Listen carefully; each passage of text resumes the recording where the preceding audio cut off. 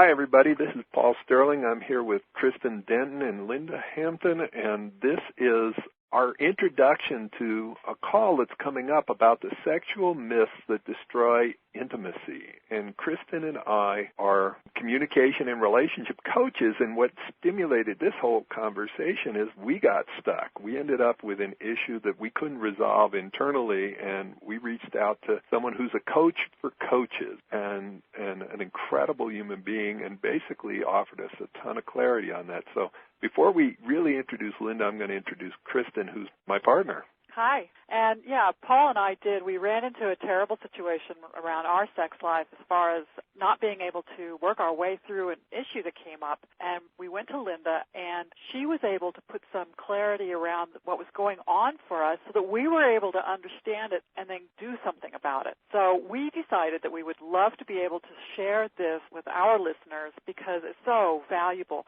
And so we talked Linda into doing this teleseminar series for her.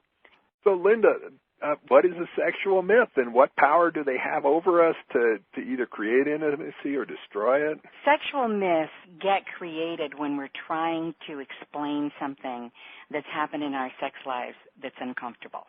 So when we have a partner who reacts in a particular way and we don't understand it, and mostly we don't talk about them about it, we make up something. So one of the sexual myths we could talk about is I lost my sex drive. Well, it's really, we didn't lose it. We didn't put it somewhere. It's not next door.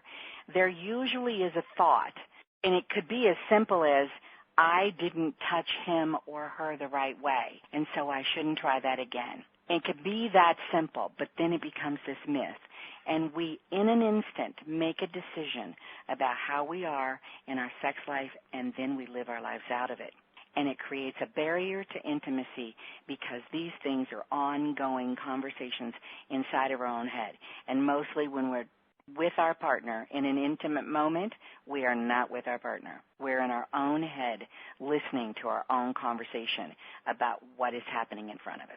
So, I mean, I'm asking a kind of a rhetorical question or an obvious one, but why don't we talk about it? I mean, if we don't like bacon, we say to our partner, we don't like bacon, and it's not a big deal. Why, if there's things we like or don't like in the bedroom, what stops that whole dialogue from happening? Well, because we are most significant about sex. We're not really significant. It won't make a difference in our life whether we eat bacon the right way or not, but it will make a difference in our life, we think, if we don't do it well in our intimate lives. And so consequently, we don't talk to our partner. One of the ways that it gets started is one of the myths that I think women are saddled with is that only bad girls speak about sex.